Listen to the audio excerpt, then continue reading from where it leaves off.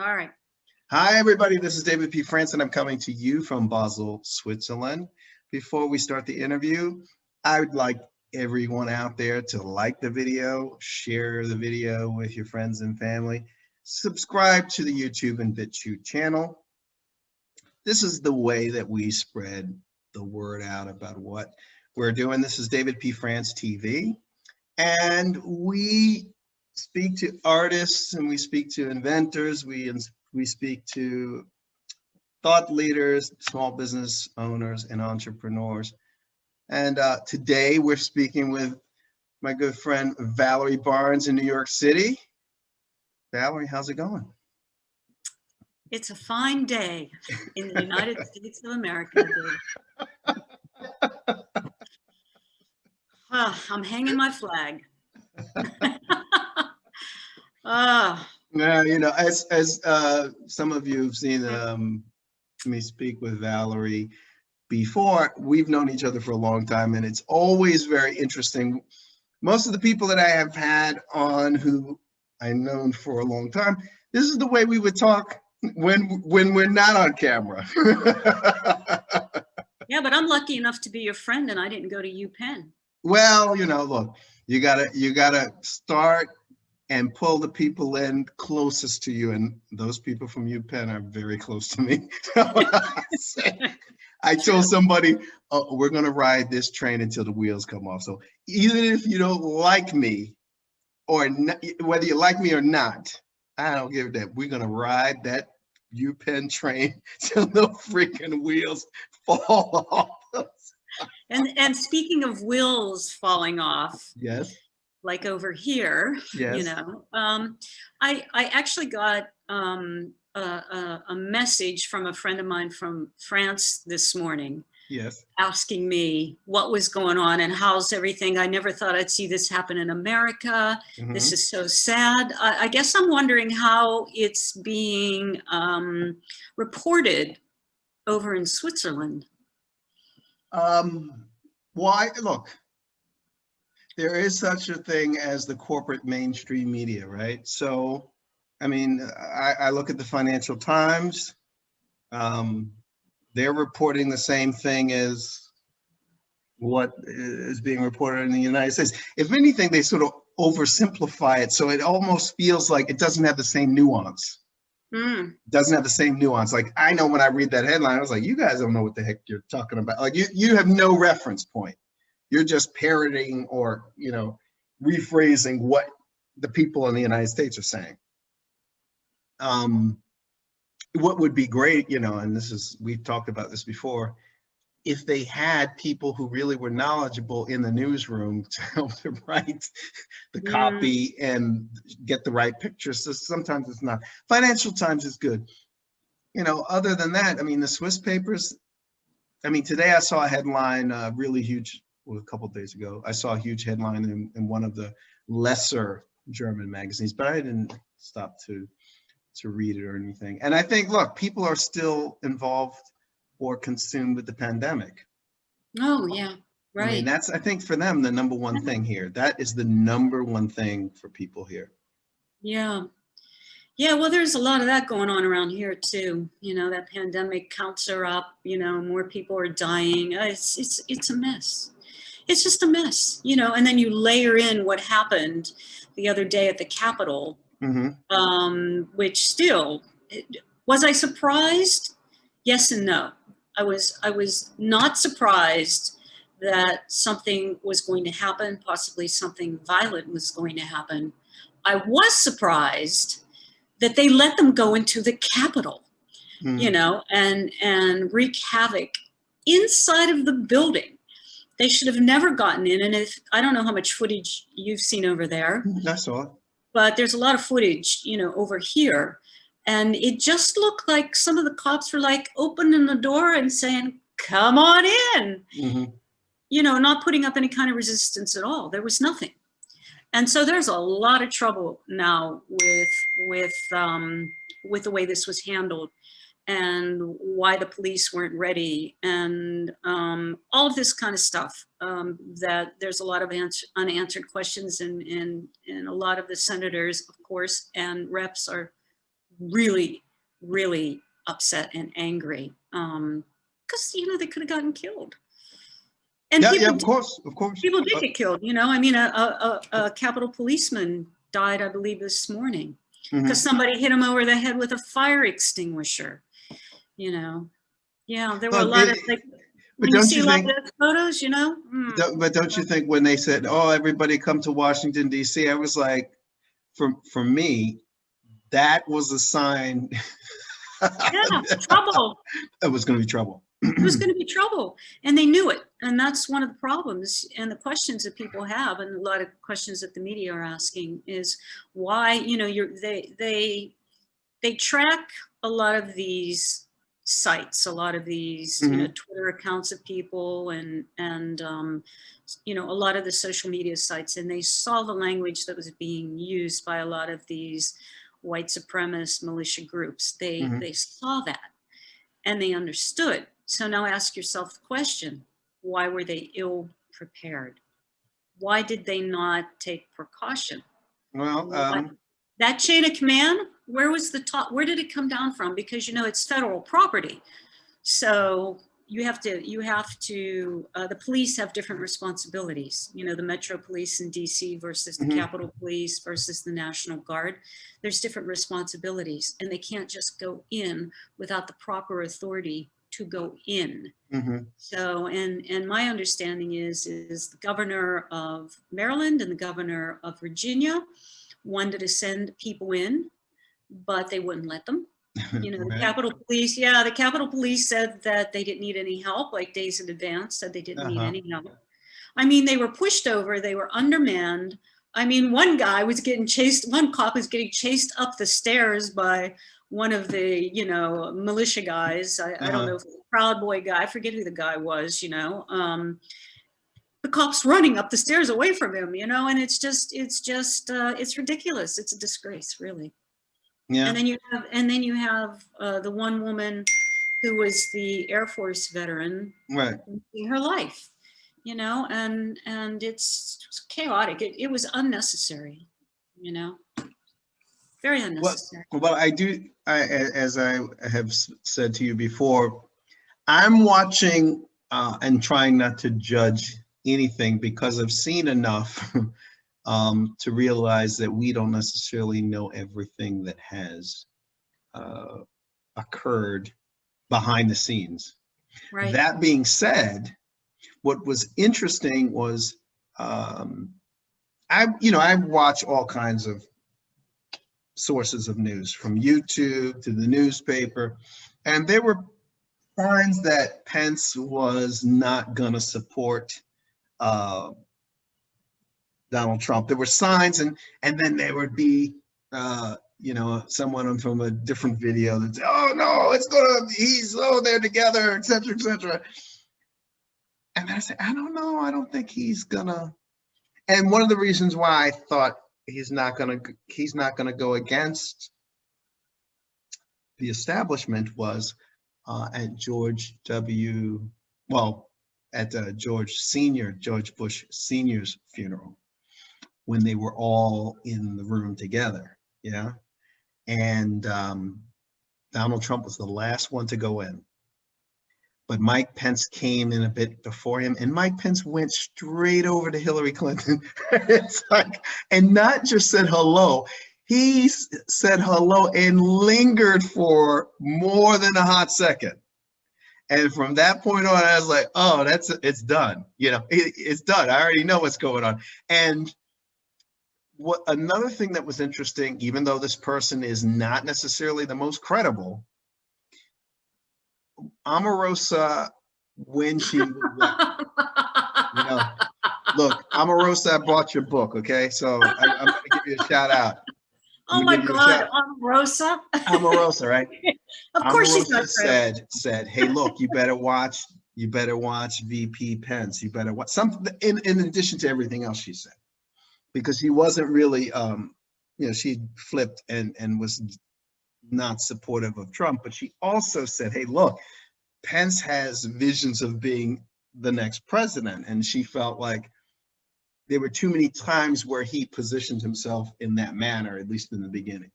I Yeah, thought, well, that's not going to happen now, you know. well, of course, And no, I don't think so because no, anybody that voted for Trump, you know, is not going to vote for him because they're going to see him as a traitor, even though right, it's not his responsibility. He cannot overturn the election. He's not allowed to do that. You know, he is just present, you know, when these final votes are certified in the Congress, but he can't overturn an election. yeah, That's not his constitutional duty. But because Trump and everybody, you know, well, Trump uh-huh, especially uh-huh, threw it all on Pence, uh-huh, you know, which is, by the way, what he gets for always keeping his mouth shut when Trump was saying and doing all these, you know, uh-huh, outrageous things, uh-huh, right? So yeah, now, you know, uh-huh, he doesn't do, even though he's not allowed to constitutionally, he doesn't do what Trump is telling him to do. yeah, And so now Trump is throwing him him under the under the bus. So bus, true, all of the people that followed Trump, you know, the ones that drank the Kool-Aid, yes, they're never going to vote for Pence. And no, anybody that is on, you know, an independent or a Democrat or a Republican that's maybe more moderate is not going to vote for him, considering everything that has happened and has unfolded. That is just mhm, not going to happen. yeah. So he can kiss that idea, I think, goodbye. See ya, you know. But I think it was clear to me now, of course, you remember when um who was Dan Quayle was from Indiana, right? Yeah. Is from Indiana. And Yeah. Dan Quayle was George Sr.'s Mm-hmm. VP, right? So remember when Dan Quayle got picked and everybody was like, who is that? You know, who's this guy, right?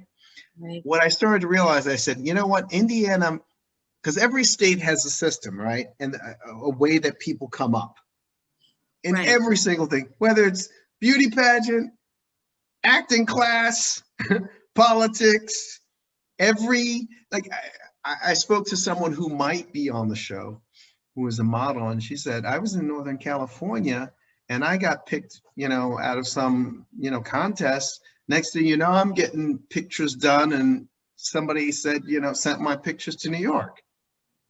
Right. And then next thing you know, she's modeling in New York and overseas. So, you know what I mean? It's like there's a system for almost everything, right? Professional sports. And I said, you know what?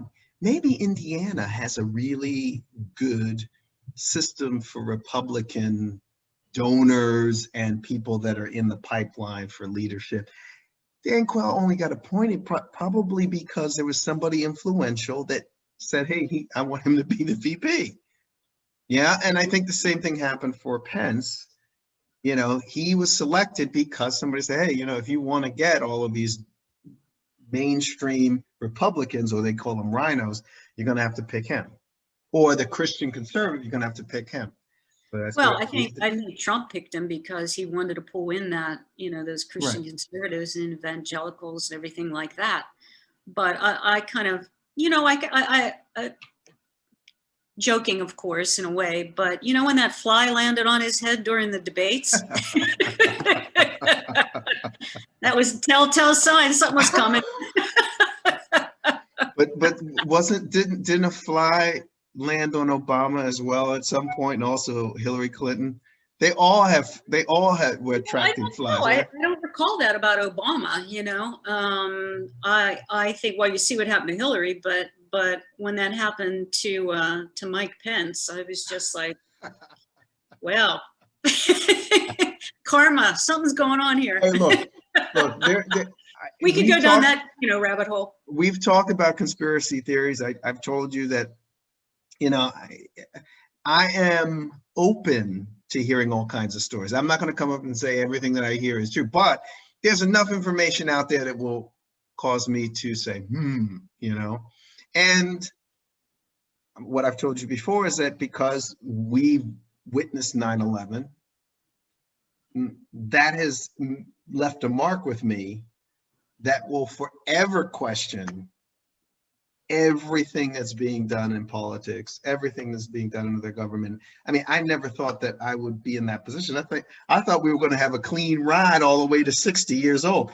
I mean, we've had one thing after the next, after the next, after the next, after the next, and it's nonstop. And I think what I will say is that, and I've said this before, Trump, maybe he doesn't know this, or he's not aware of it, or he doesn't care, but he has awakened so many different things, and his energy, if you want to call it, whether it be bad or good, has shifted. And things are not what they used to be. Things that we didn't know, we now know about our government. Yeah, he's exposed some weaknesses, that's for sure. Yeah. I mean, like, for example, now be, fixed. Now we have to fix it. We have to fix it. And Right. what I hope is that people aren't just on the internet commenting and watching videos. You know what I'm saying? That They people are I mean, actually doing. Well, why do you think, people like QAnon have become so popular? Because they're on the internet, and you've got a lot of people that I think are lost souls, for whatever reason, and they fall into this rabbit hole. They get absorbed by the concept of a deep state. And I was reading this article that was put out by a Christian group. I can't remember the name of the magazine, and they were talking about how clever QAnon is, or has been, in the way that they've gone and they've pulled different elements from the Bible and incorporated that into what is going on now. For example, like with Donald Trump, because they think he's the second coming and everything like that. I don't remember this exactly word for word, but it was a really well written article in breaking it down on what QAnon does. So they'll take something from vague, they'll take a vague statement somehow that is related to the Bible, and they were using the example of water, like, oh, Donald Trump and water, there's something with that, right? And then what will happen is that Donald Trump will be standing, probably just like harmlessly, and taking a drink of water, and then all of a sudden it's like, oh my God, he's taking water. That's it. And I was just like, oh my God, they're that susceptible and gullible to this kind of stuff. And so, it's a failure of people to really use some rational thinking, and to know history, or to do research and learn more. They see that there's something they so want to believe in. Maybe they want to believe that the rapture is coming soon, and they get down this rabbit hole, and it just sucks them in, and there's just no getting out of it for them. It's a cult, basically. So the article, I thought, I didn't get a chance to read all of it, but a friend of mine who is a Christian posted it, because she was warning people. She's like, whoa, because she's had experiences. She was saying that in the 90s, she came up to Manhattan, and she's had friends and family that were working for Trump. And, built when Trump Tower was getting built, and how he treated them, and what went down. And she said that she knew that she would never vote for him, when his name came up. So there's a lot of things people don't take the time to read or to learn about the character of a person, and you see what happens. Does this surprise me? No. But Valerie, wouldn't you say that people that are attracted to those jobs, and we're talking all across the board, and that includes the people that are now poised to be the president and vice president, their time will come, and it's already here, but watch and see how much information starts to, it's already out there, their dirt, their information, right? And one false move from either one of them, and all of that is going to be out in the open even more so. One false move, one step out of line. I mean, everybody that gets into a public office, especially when you're in the presidential office or a vice presidential, you're going to be put under a microscope. That's right. There are varying degrees of the character of a person and what they've done in the past. As you and I know, to move up a ladder, whatever it might be, there's some political maneuvering that goes on, right? Yes. It's not a clean sport, and it's the degree of how much dirt you do in order to get where you want to go. Hmm. So, I mean, you know, with Trump's history, his background, and the people that he's associated himself with, and this is not a partisan comment because I didn't like him when he was a Democrat, so I just don't like him, you know, and so Hmm. you can look at everybody, you know, I mean, it's kind of ironic to me that you had President Obama 8 years and not one iota of a scandal. Well, Like he had not scandal. one. He had scandals, but they weren't public because the media picked and chose what they reported on him. Like people were talking, but it wasn't reported. Now with Trump, the unfortunate thing, or fortunate, it's and I want to get your opinion on this. Is it out of style to be a white, straight male in I hope today's so. society? I hope so. Well, hey, look. So there, but there is what I see is there's a difference between the people, at least that I came up with, and the people that I tried to get jobs with when I came out of school. Like there's a huge, huge difference between the people that were in power, Oh in God, in my yes. in my in my my colleagues and cohorts. They think differently.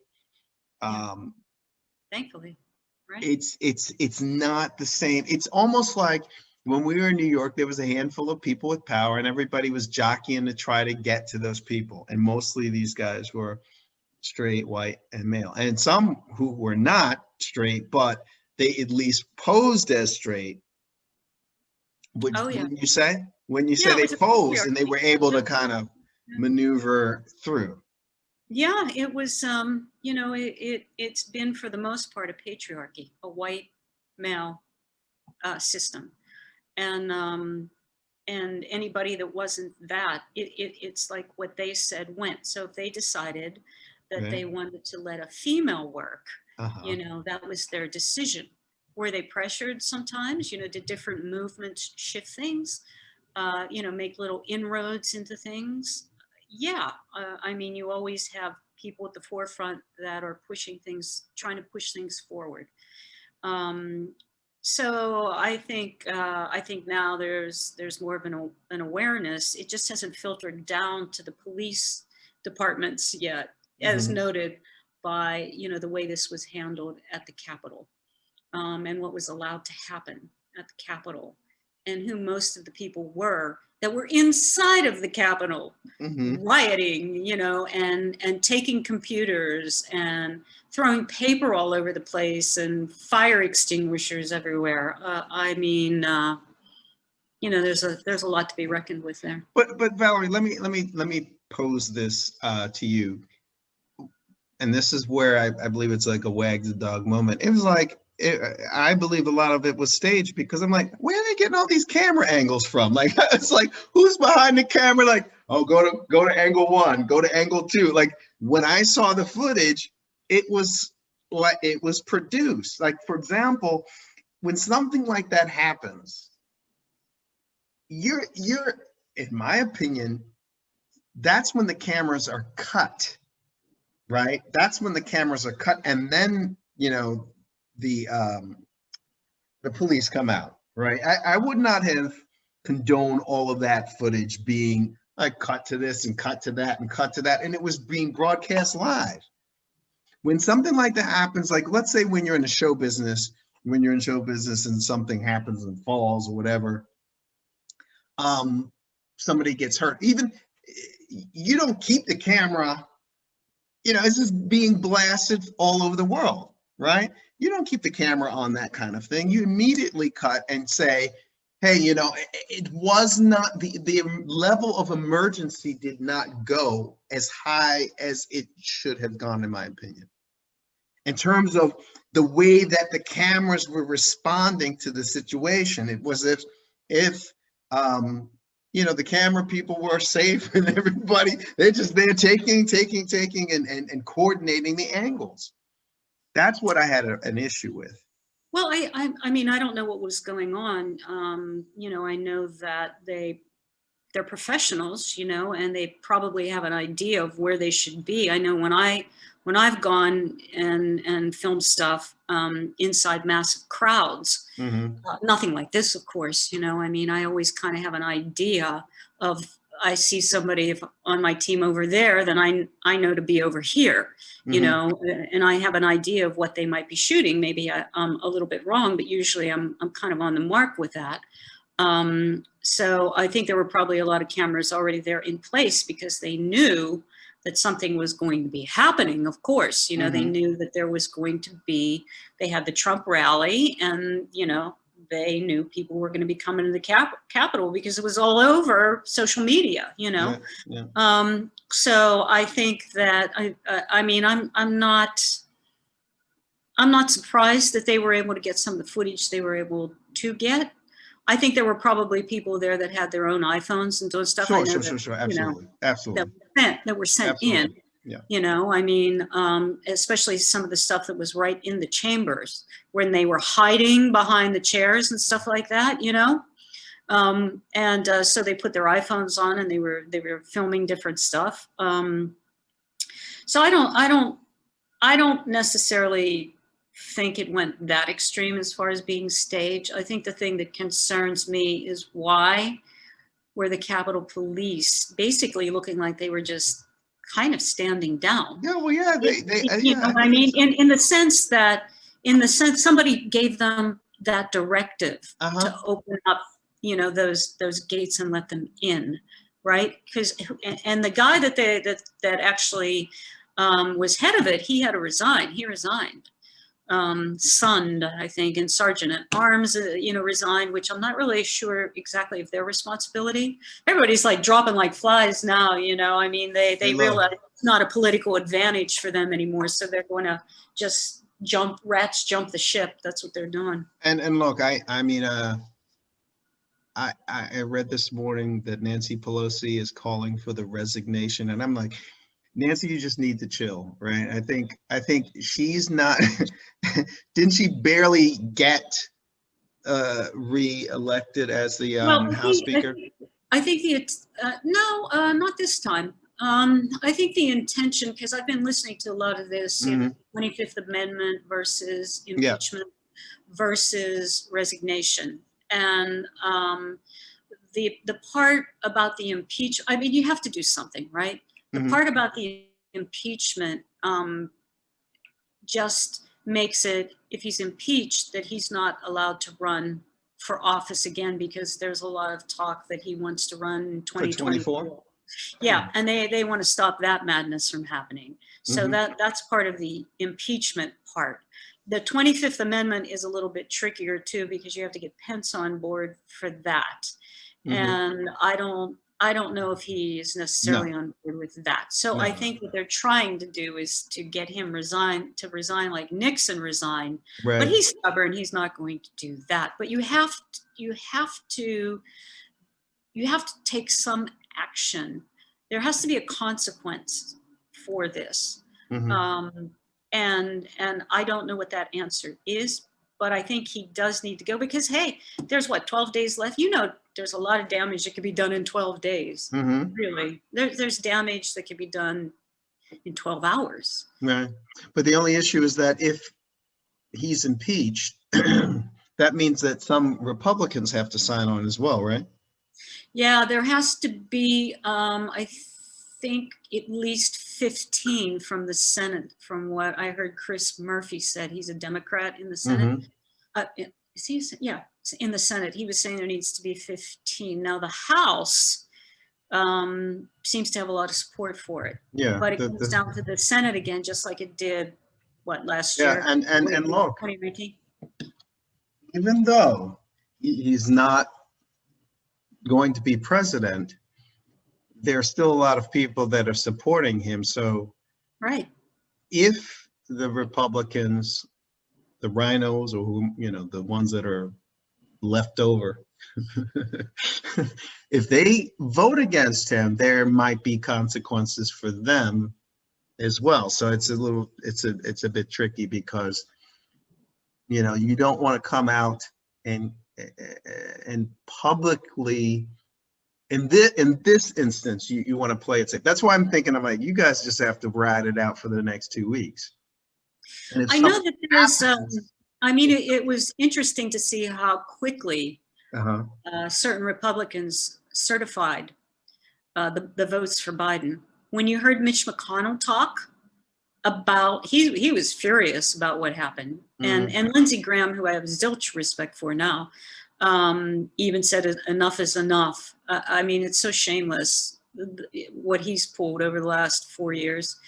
But you had a lot of these Republicans finally opening up their mouths and speaking against this. Well, probably because they realized they could have got shot, you know, after what happened, and they were in the chambers when people were starting to come in. So I guess this was where the line in the sand that they chose to draw, even though I consider it being far too late. They should have started a long time ago, disagreeing with him on certain things. So let me ask you about the Dominion, because the system, because there are people who believe that there was, as you know, let's just call it malfeasance, or, you know, so we don't want to get our video banned. There was malfeasance. And look, from what I saw, because I watched a lot of different news sources and opinions, there does seem to be, Valerie, let me just put it this way. I'm in a hotel room. I was in a conference that I organized. So the night before, I'm watching and I see the numbers going Trump's way. And the next morning I'm eating breakfast. And all of a sudden I'm thinking, what? Right? You know, there's, and then I realized, I said, there's something going on with, and I was able to pick out the 6. I said, there's something going on with Georgia. There's definitely something going on with Wisconsin. There's definitely something going on with Arizona, because Arizona called the election too quickly. I'm like, well, if you're going to try to, I don't know if Arizona called it. I think the AP called it. Yeah, but the AP is a news organization. They are not the people that should be. And this is another thing, right? This is the part, one of the things that I had issues with, because, you know, I worked in news and I was there when the Bush Gore thing happened, right? It's but that was only 600 votes. Sorry? That was only 600 votes in No, Florida. but I'm saying, in terms of what I do, is I can sense how people react, even if they're in video or on television, right? So that's when I kind of knew. I was like, okay, Bush W is not cool, even though, well, I won't go any further on that. But I say there was something about him. It was clear to other people, but it wasn't clear to me. Something about him that I didn't necessarily, and I didn't like Gore either. I thought they both had issues, yeah. But at least the process, they didn't call the news, you know, MSNBC didn't call until like maybe 87% of the vote was in, right? And they wouldn't call anything when 26% or something lower than that. Like, so what I started to see was discrepancies with regard to how things were being called. And it was a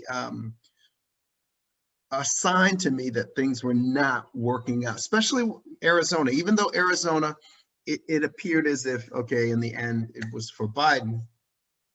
I didn't like the fact that they called it so early. It's like, it shouldn't go that fast. Had a problem with that, though. I think news organizations, from what I recall with a lot of elections, do that. But I also think this time, because of what happened in 2016, they were really hesitant to call a lot of these states. And my understanding is that how the ballots filter in from certain counties, because you have more Democratic counties, right, you have more Republican counties, and usually your rural areas are the smaller areas, but they tend to be in the north. They tend to be more of the Republican counties. Yes. Even in the South. So I know in Georgia, and by the way, you know, it's kind of like if you're gonna question the voting system, you have to do it then with every election in every state, Yes. not just the states that you lose, you know, I mean, because he was setting this up even before this started, that if he didn't win, it was rigged. Right. He started, you know, and so the thing is Yeah. that when I vote, right? So you get a ballot, you check the ballot off, and then you slide it into the machine, and the machine reads it.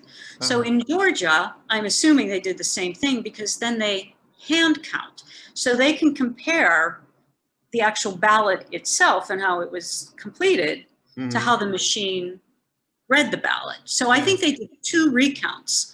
You know, I mean, this went through a process in every state that there's, I think, 0.5 of a percentage points of a difference. And then if it goes above that, if it's a wider margin, then if you want to recount, you have to pay for it. Like Wisconsin, I believe the Trump administration, or Trump, had to pay for it in Wisconsin. But a lot of counties, they come in at different times from what I understand. And so Fulton County, which is Atlanta, you know, always is one of the later counties to come in. Maybe it has to do with because there's so many people in the county compared to if you're in some small place, you know, 100 miles outside of Atlanta. Valerie, didn't it take like 4 or 5 days? Like this is what they were counting in some of the overseas ballots, I think, that had come in. This is what I'm piecing together, right? I'm piecing together my experience in New York, working for a major cable station. What happened to us when, or basically me, you came and sort of with the car and picked me up after I got fired at each of my different jobs. In these, hey, I don't have a car anymore. So stay working. Yeah.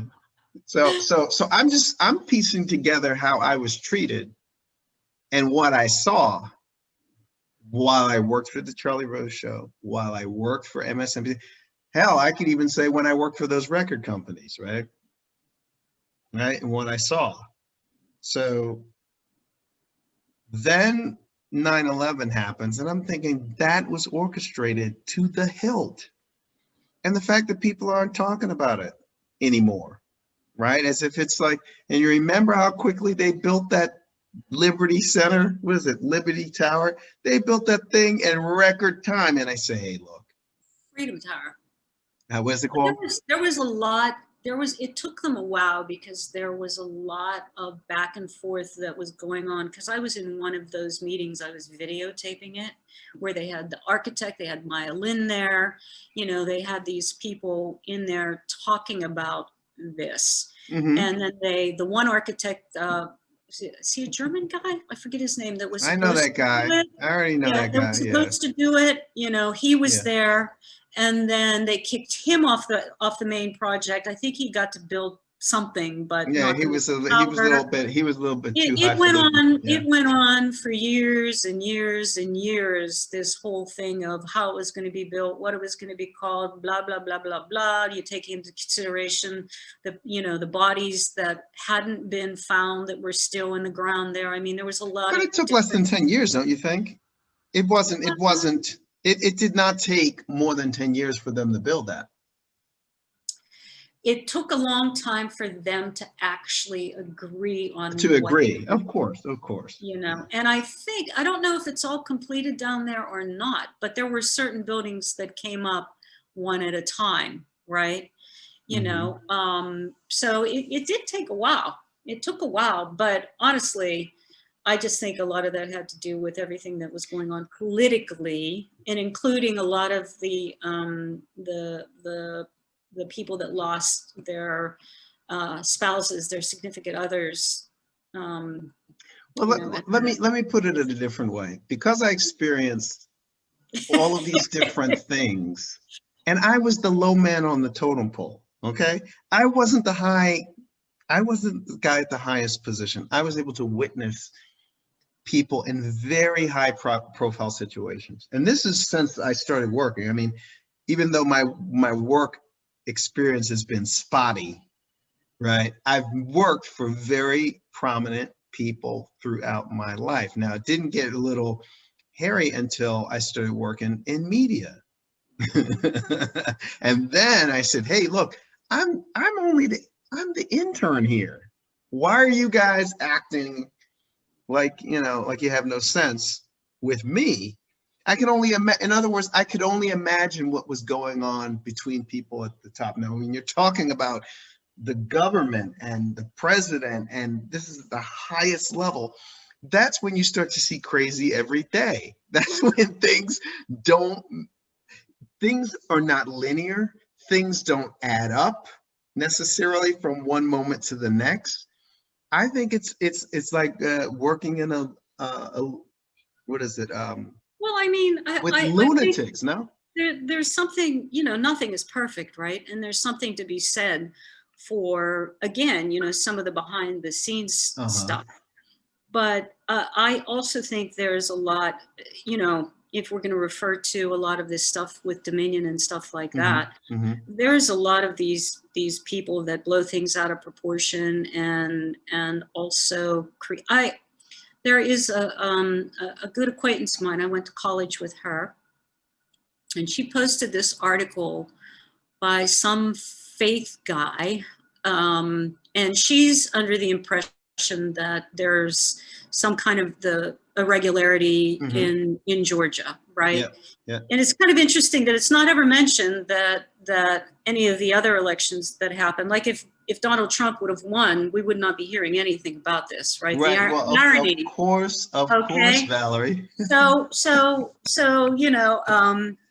but she posted this YouTube clip. It was probably 20 seconds of this man. He's some kind of faith-based man talking about why this election was fraud. And he started talking about the ballots and I still don't understand it. The Democrat ballots have holes that are placed in a certain way compared to the ballots of the Republicans that have it placed in another way. And I'm listening to him and I'm like, I don't have any idea what you're talking about.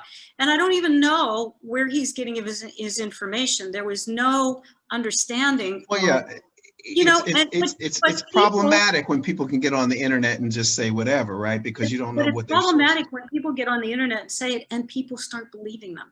Yeah. That's really problematic. Well, the thing is, the exception to that is that some of the reporting via the internet actually revealed certain irregularities. So, for example, the one that I saw was of the woman who ordered everybody out of the room and they started pulling suitcases of ballots from under the table. That was the most compelling video that I saw, and I did not see that on mainstream, internet or television. I heard about that, but Valerie, go take a look at it again. And the thing is there's another video of the one. There's a mother and a daughter, and the daughter, I think they have USB, some sort of USB stick, and you literally see her palming it and putting it behind her back in her pocket. They have video of her, So I think the thing that is interesting is that I think people have been arrested for partaking in illegal activity around the voting. I just think that it's not being reported. I think that people were arrested for sure. Maybe. And they were arrested not just in Georgia. I think that there were people that were arrested in other states, and maybe not even those 6 states. But I say this to say story behind that, right? Like we don't know who they are or what they were doing or what they were. I think arrests are happening at this very moment. We don't have any information. We don't have information.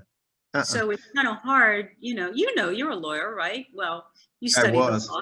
Well, look, I can at least follow the law when some other lawyer is talking, right? So, unlike me. Like, so for example, when I was talking to a friend of mine, another interview, and she's talking, I'm like, oh my God, I actually know what you're talking about. I actually can follow. Another thing that I think, I'll throw this out, and I mean, we can go on to something else. When the Supreme Court said, okay, Texas is filing a lawsuit against the other of these 6 states because the vote was diluted, and therefore my individual vote as a citizen of Texas was affected. It's worth less than someone else's vote in another state. So of course the Supreme Court comes back and says, well, Texas doesn't have standing, right? Now, let me tell you, Valerie, when I was in law school and the case with standing came up, in my head, I can't remember what the case was, but I was like, that is some bullshit, right? So I already knew, that the whole issue of standing, in other words, let's put it this way, right? As somebody who is a creative person, going to law school, that it could have been a nightmare, right? Because you're dealing with people who are not in that space. I was there to observe. Was I there to good grades?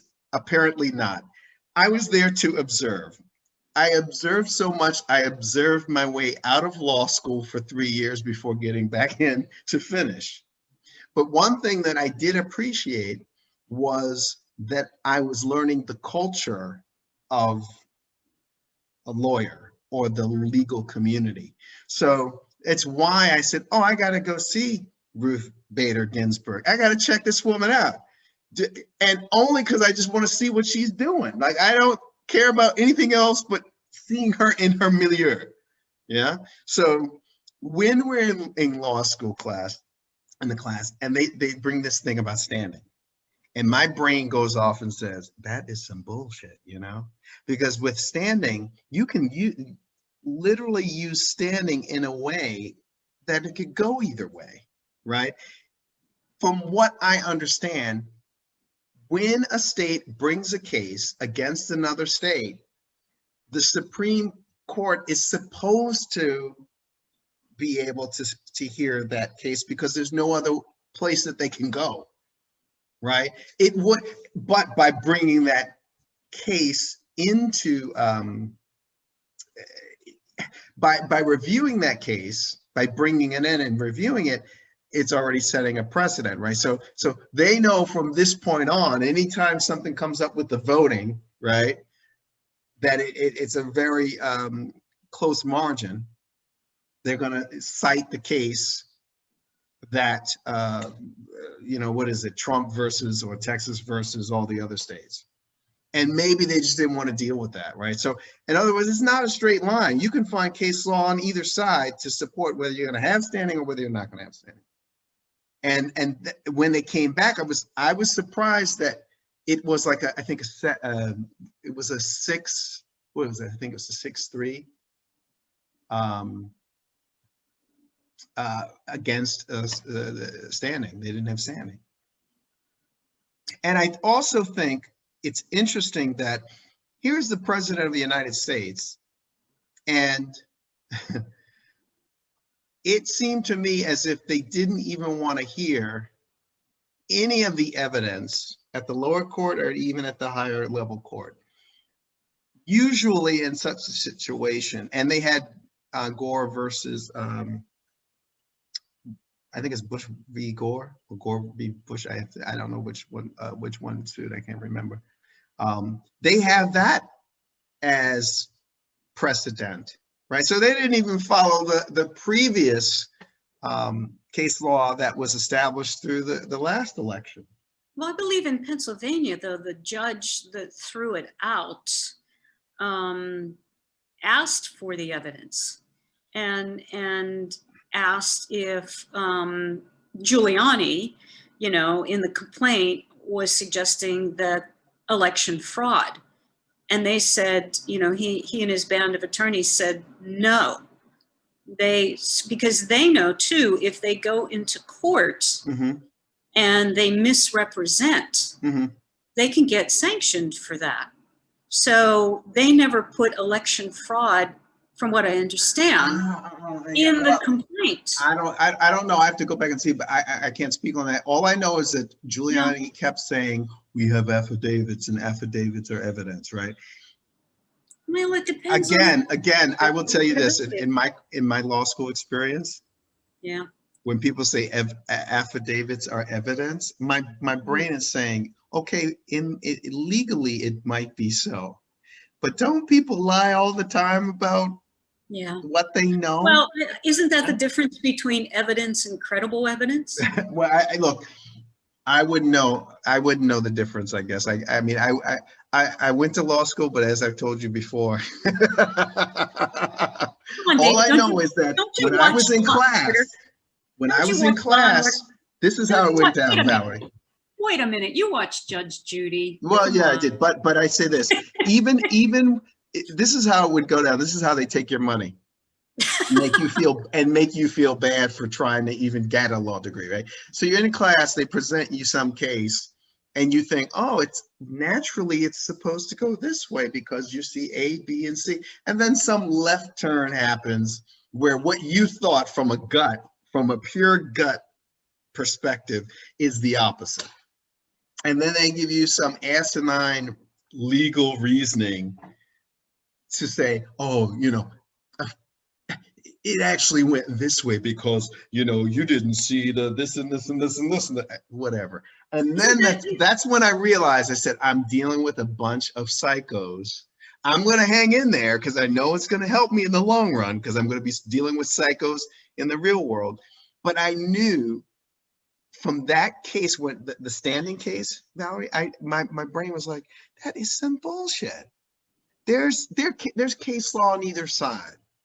Well, And I if mean, you're good, doesn't it come down to what's known as the interpretation and the spirit of the law? I mean, wasn't that the huge thing between Ginsburg and Scalia, that he was a constitutionalist, right, and her interpretation yeah. of all men created, equal and all that, is, she said it was open to interpretation in terms of all, not specific to that time period. Yeah. You're right. So you're talking right about the interpretation, including, I think, with the judges who determine what evidence they want to hear or they don't want to hear, or what's credible or not credible, or what. It's not a perfect system, But you know what I think it was?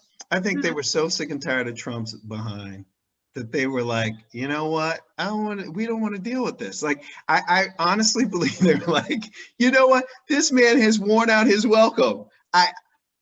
Can I prove that? No. It's just that things did not go well for him. And you remember when he said, I'm gonna, the Texas case went forward, and he says, I'm gonna, put together a memo of, what is it freaking called?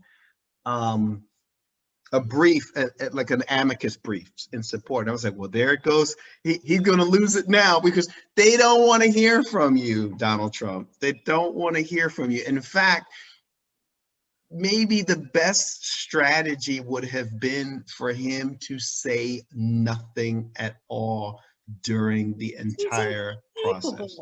He's incapable. During the entire As a matter process. of fact, Yeah. he could have changed his way of being right on the inauguration day. He could have gotten more people on his side, if he would have chosen to behave differently. But right at the speech, he was keeping with the divisiveness, and then he kept going on.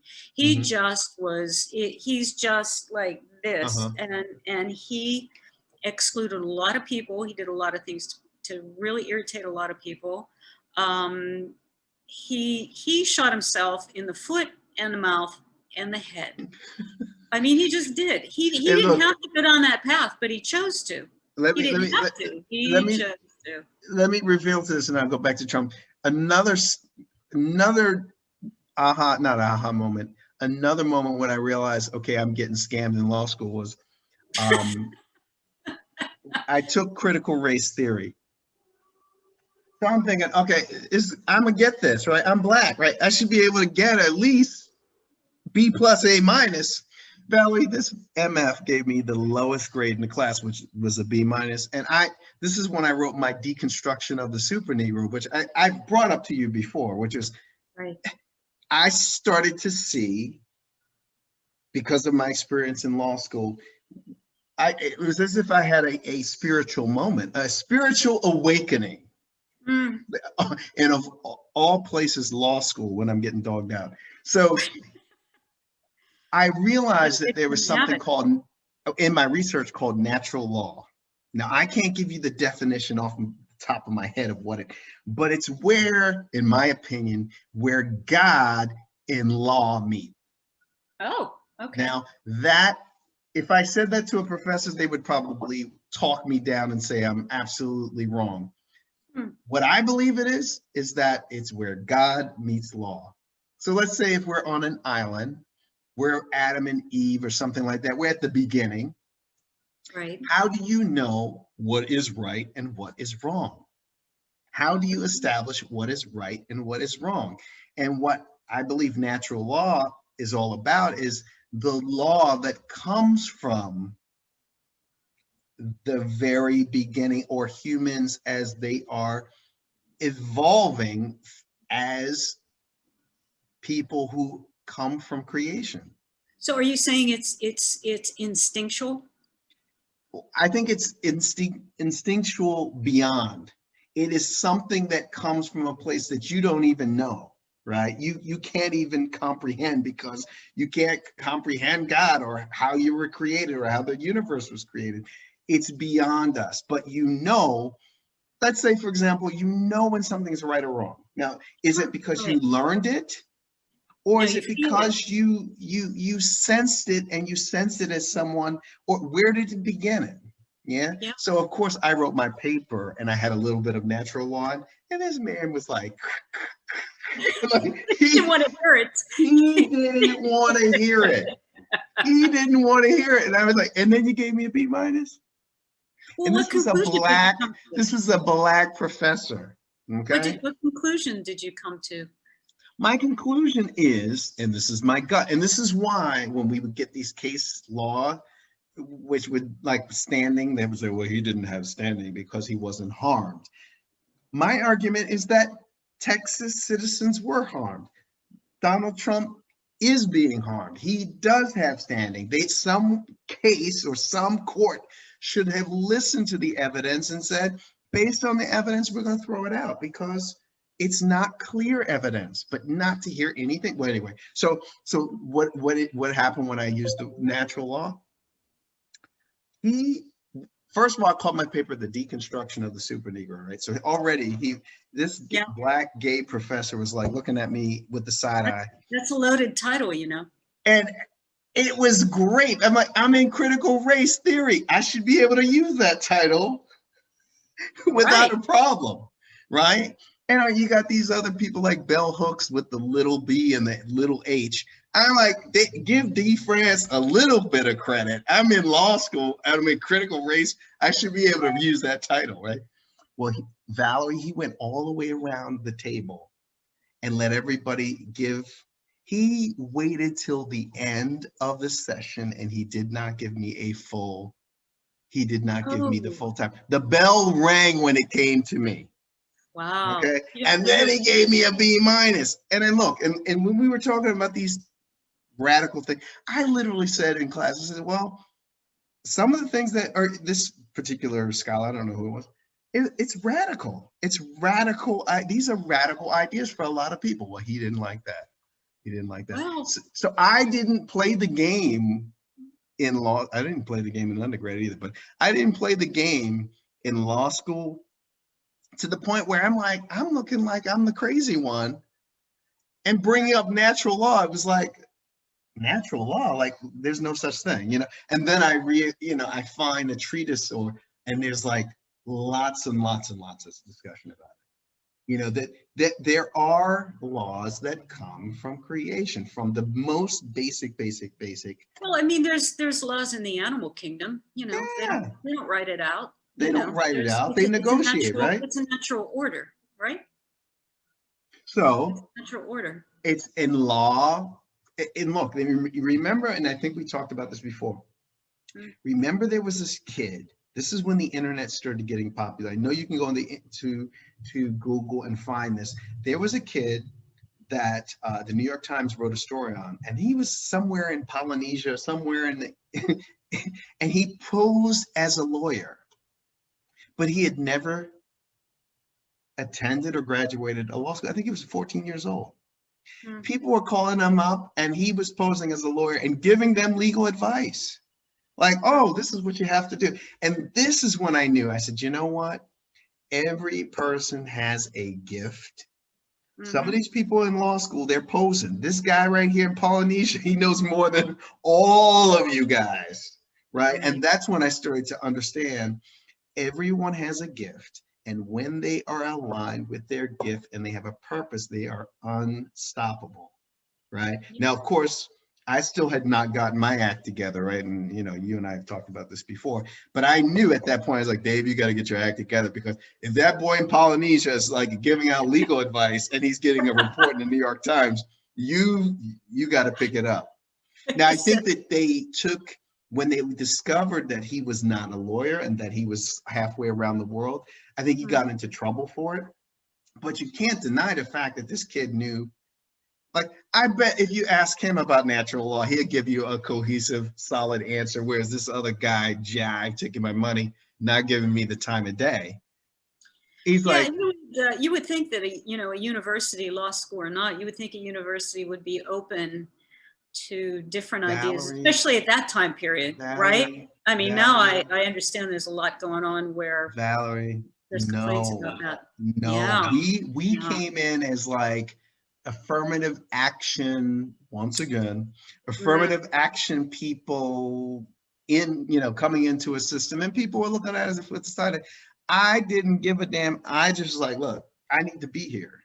Even if I'm at the bottom of the class, even if I get kicked out, I need to know what's going on here. And I thank God even that I got out by the skin of my teeth, because I wouldn't be able to give you my perspective as uninformed as it is, and as unprofessional as I'm giving you. I wouldn't have been able to do that. Yeah. But look, I know there's certain thing about the standing. I was like, this is BS. The natural law, I was like, look, you guys, God has something to do with this. Oh, no, it doesn't. B-. I'm telling you. Hey, at least you didn't flunk. Well, look, they didn't. They wanted your money for all 3 years, so they weren't going to. Only you had to try very hard to flunk it. You could have got a D+. Well, in critical race, you could get B-, right? In critical race theory, look, he could give me a B-. If he'd given me a C, I could have gone to the dean and said, "Hey, look, come on now." You think he read it? No, I don't think so. Do you think you read like a few paragraphs and then tuned you out? I don't know, but I that's when I knew. I was like, and that's why, Valerie, when we talk about judges, these or lawyers, these are some of the most arrogant people in society. There are people that were like not showing up in class and coming to class after they've read the book somewhere else and getting A's and acing it. Now, it's not everyone. But there were people that were not taking it seriously and doing extremely well.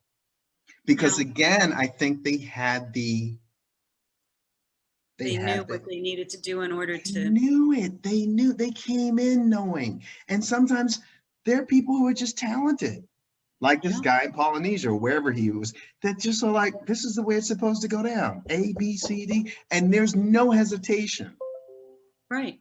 There's no hesitation. So that's my little, my law school story. Which is why you're not a practicing lawyer now, Which is why I'm not a practicing lawyer.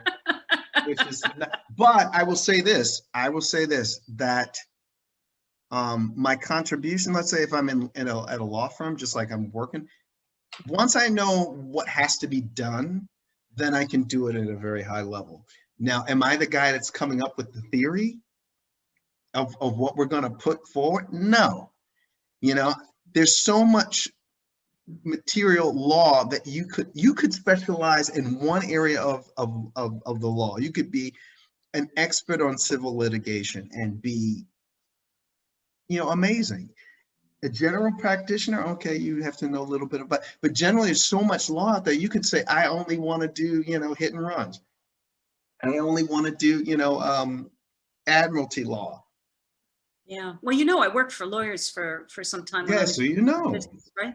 So I saw all of the information, especially with the tax attorneys, it seemed every other week there were new tax codes being brought in. So you would have to be specialized because there would be no way that you would know. You would not know. So I can see why there are specialties, just like in medicine. Yeah. Well, that's all. I went longer on that than I expected to. Is there anything else that we didn't cover? So New York is doing well in the pandemic. It's not. Is it getting better? You see that it's gonna. There's a whole thing about rolling out the vaccines, and it's just been a mess since 2020, and with the way that the incompetence of the administration. I mean, really, I'm not blaming him for the virus, but I'm blaming him for the way that he chose to handle things. You can't, in certain, my personal belief, of course, is when you've got something as widespread as this, you have to have a unified way of trying to address the issue. You can't throw it to each state and say, hey, do your thing. I mean, it doesn't work. You have to have a cohesive plan where you address this as a nation, right? As a nation, not as on a state by state basis. And this was the test. There are people that want small government. There are people that want large government. That tends to be the differences between the Republicans, a lot of times, in the Democratic Party. How do you govern? Small government, large government, whatever. But when you're trying to protect an entire nation, you need one unified message. You can't just throw caution to the wind and give it to these states and then wipe your hands clean of it and say, it's up to you. That's not a leader. That's not leadership. You have to grab it and you have to figure on a unified message and have everybody do it. So it's a mess. But that's my personal opinion. Let's say, well, I will give the other side, which is, Valerie, so there's some that would say this was such a huge thing. And again, I can tell you how people reacted at my job, the job that I had before the current one, when things started to unfold. And, because I had gone through 9/11, I already knew. But there was a Russian woman at work who said the day that it was reported, and this was in March, she goes, David, I guess this might be the last time I see you in person. And the moment she said that, I would say that she's one of these traditional Russian women, very, how do you say? She wasn't a career woman, right? She was not one. She was almost like, oh, hi, David. Very deferential to me. And I was like, okay, fine, all right. And she would always say, oh, David, do you want to go to lunch? And I'd be like, no. So when she said, oh, David, this might be the last time I see you, I was like, uh-oh, wait a minute. Okay, just like my gut was saying, okay, she may be onto something. And that's exactly what happened. Yeah, everybody else was like, not taking it seriously, et cetera, et cetera. In other words, what I'm saying is that so many people were not taking it seriously as they do many things, that by the time they acted, it was already too late. And the nature of the disease, or the nature of the virus, was something that they had no idea of. It's something brand new. So in other words, there are too many different factors, unknown variables, and then people's arrogance in general, because they've never had to deal with anything in their lives that are, in this manner. Yeah.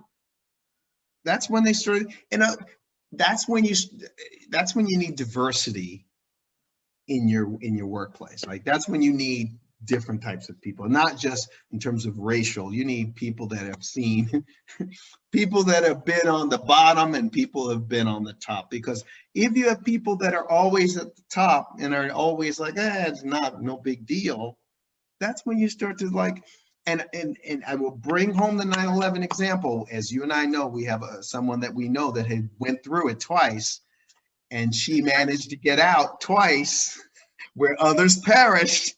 And part of the reason why she got out twice is because of what happened to her earlier in her life. Yeah. So she's like, I'm taking care of myself first. Right. You know, and she had insight that no one else had. Yeah, she got out of there. Even when the guy said you can go back up to your office, she left. Remember She that? left. Yeah. And Yeah, dumb old David France would have listened to, you said I could go up. I go up. And then next thing, boom. Uh-oh. Naive David France coming up in the suburbs. You said we could go up. Oh, we go up. Boom. For your instincts. I have them now. But back then. Why do you have a flashlight under your desk? Dave, this is just in case another one hits us. You think another one's gonna hit us? Dave, come on. You really think? Dave, come on. Months later, not even 2 months later, boom. She's at home watching TV. I remember that. Right? I remember because you came to my apartment. You thought she was a goner. Yeah. I was like, she's done. She's at home. I thought she was done too. Yeah, she's at home watching the whole thing happen on TV. She wasn't picking up her phone when you were trying to call her. She was ignoring you. Watching the television. She's watching it. Now. The irony is, and this is the irony, and we're gonna leave with this. This is someone who literally talked about where she worked every time you talked to her. And, even though she knew that there was a possibility of the place getting bombed, she still said, hey, I'm going to work there though. That was the thing. I'm going to work there. It wasn't like, hey, I need to get another job because it may happen again. That's why the flashlight, it was as if, hey, look, I'm going to take the risk because this is the place where I want to work. And if it happens again, I'm already prepared. Well, amazing. She was. And she got out of there. Shoes and all. One of the last trains, this is a person that we know in common, one of the last trains out of the World Trade, and she's at home watching television.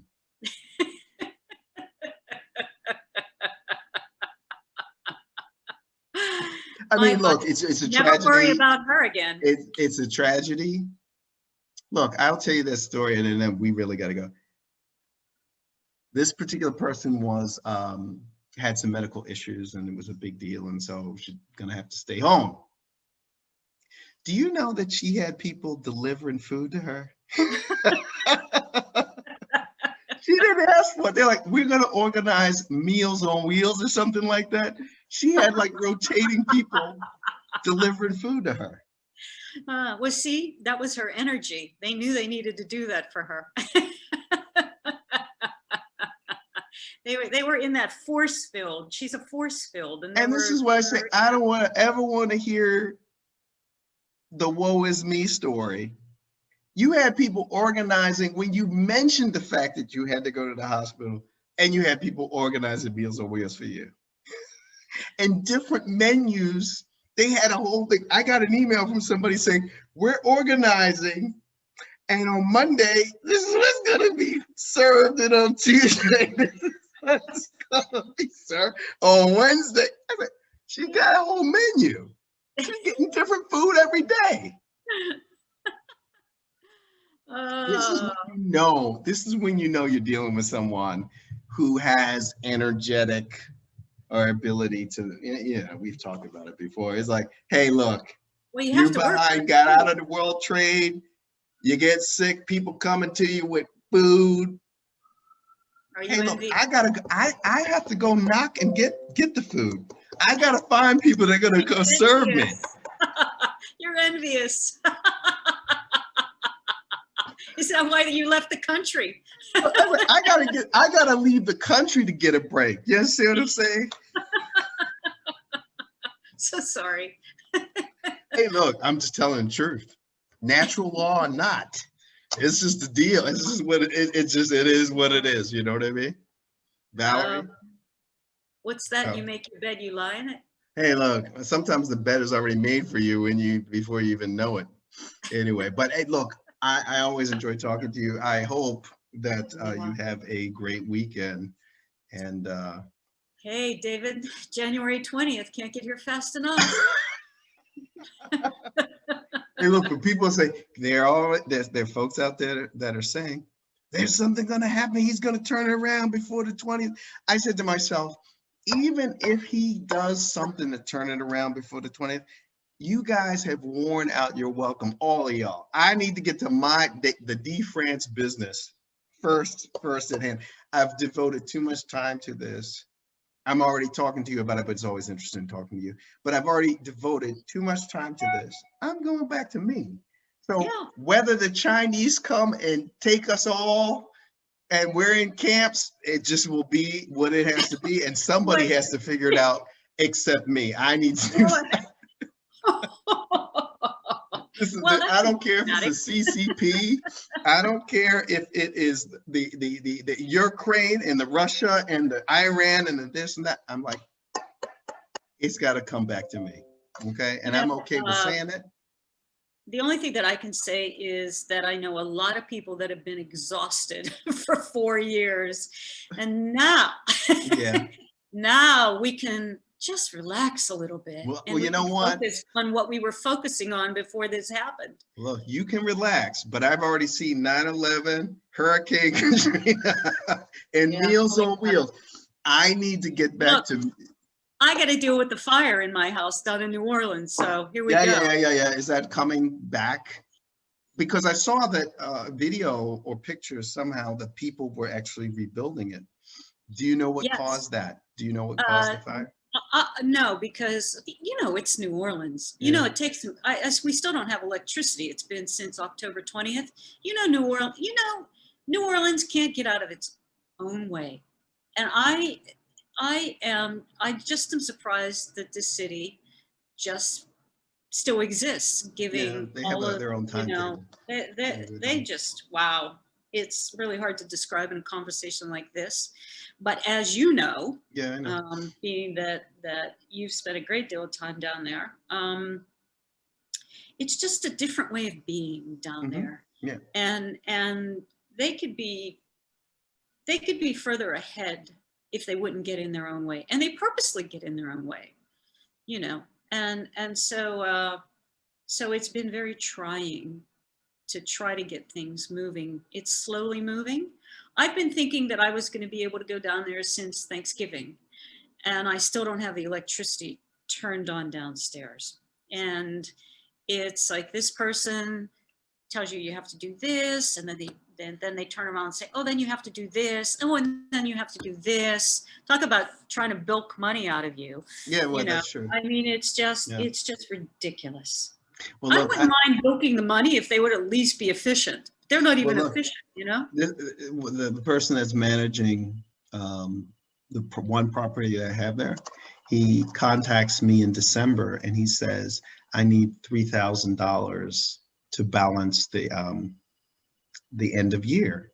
I said, $3,000, one for each side. And I said, well, I don't have $3,000 to give you. I said, I can give you, and he's like, oh, maybe give 1,500. I'm like, I give you 1,000. Wow. And then I said, I said, well, what happened where you have a balance at the end of the year is 3,000? Oh, we tried to call you. And I said, look, if you spend money, anything over $500, over $1,000, that's a phone call. That's some kind of call. Yeah. Yeah. You shouldn't be spending money that you don't have. And if there's a negative balance, the moment it becomes negative, you should call me. Right. Now, apparently, Valerie, it was negative all year round. And I said, the goal for 2021 is that we're going to have a positive balance at the end of the year. We're going to have a positive. If that means me feeding you money per month, every month, like $200 to make sure that there's a close and that we're at zero, then fine. But we're not going to wait till the end of the year and then you say you need $3,000. Like, it's not going to happen. Yeah. Yeah. Wow. And that kind of thing is what you're talking about, right? Christmas present that was, huh? Why would I want to get a call and have to write you a check for $3,000? Like, what planet are you on? Yeah. You know what I mean? And that is when I said, for 2021, no matter what happens, I was like, Dave, you got to gun. You got to gun it. You cannot let anybody, anything, any side noise. That's why you moved to Switzerland in the first place, to get rid of the side noise. Then you call up and then you're going to get $3,000 bill. You've got to make sure that you keep all of that out, right? Now, I let it in for this damn election. I let it in for the last month, and I did learn a lot, right? So I did, I listened to the legal shows. I listened to Giuliani. I listened to all the, liberal. I listened to everybody. So I learned a lot, but you know what? It's done. It's time to stop listening to Giuliani.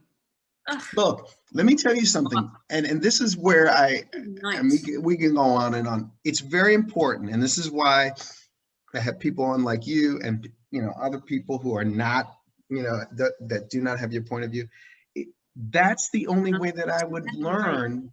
Like, so for example, Giuliani, when he's talking on TV, he talks a lot of shit. He talks mad shit, right? His arrogance comes through. Now, when he's in front of the court, or when he's in front, like when he was in front of the legislature, he did phenomenally well with regard to presenting. Like, I'm like, okay, Dave, here's the legal stuff. Here's the stuff that you're supposed to learn in law school. Like, this is what you need to be, paying attention to, because he's being persuasive here, here, here, and here. Now, I get the vibe when that happens, but let's say I'm like, but on television, why aren't you coming across that way, right? Like, why, like, behind closed doors, we don't necessarily get to see him argue a case, right?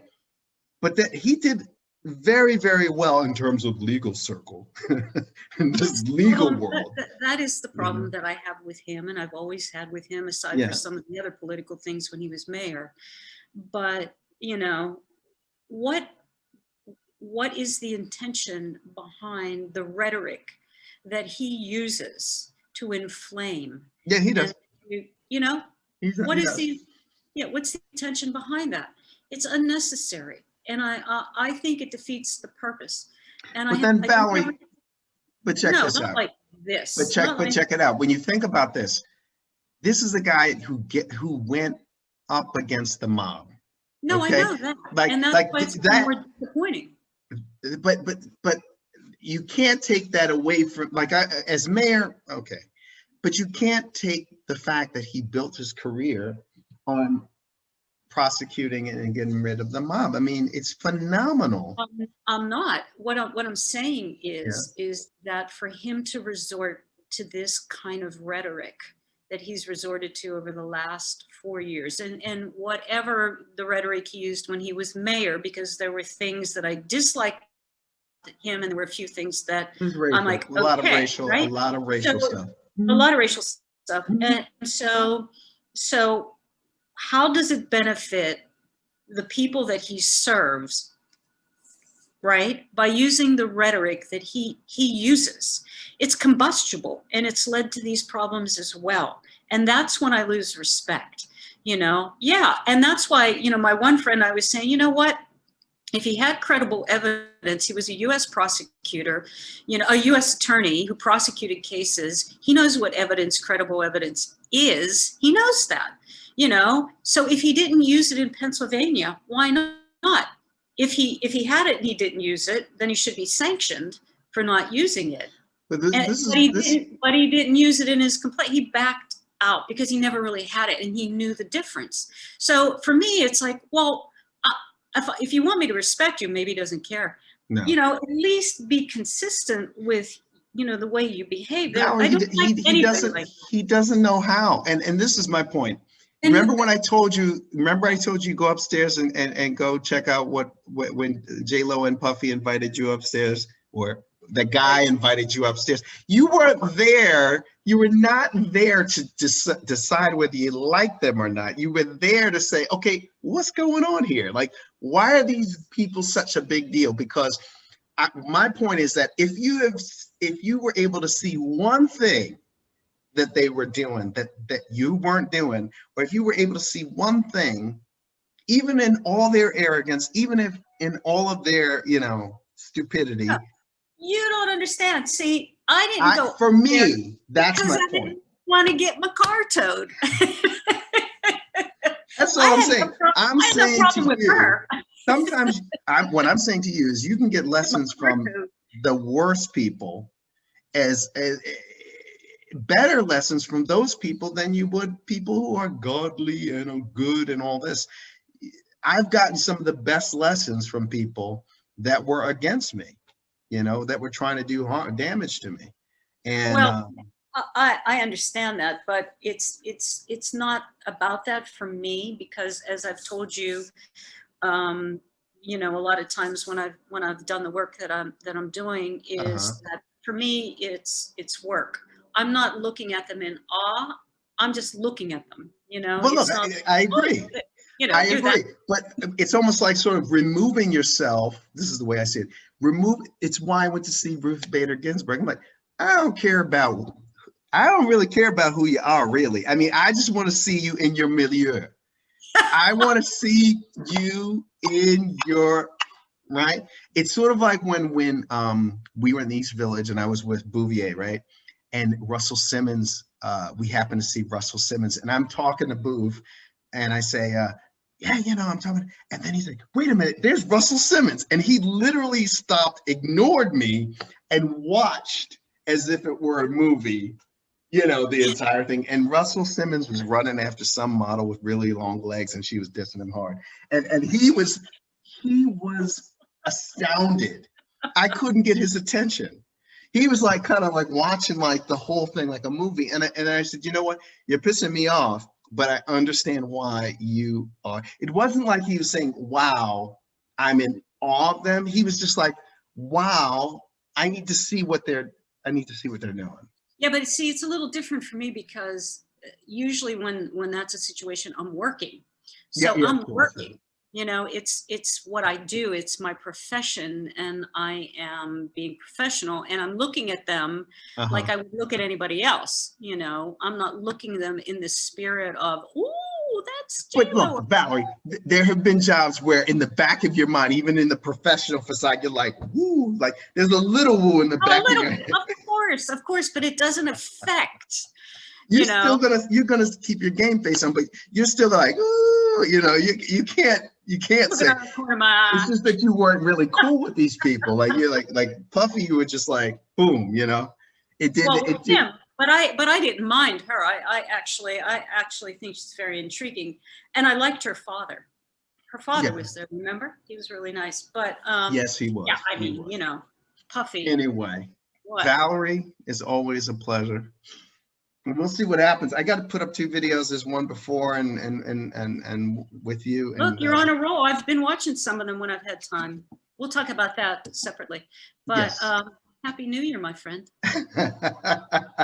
Stay well. Keep your energy good. Yeah, I got to, right? There's no other way, right? Yeah, keep the energy strong.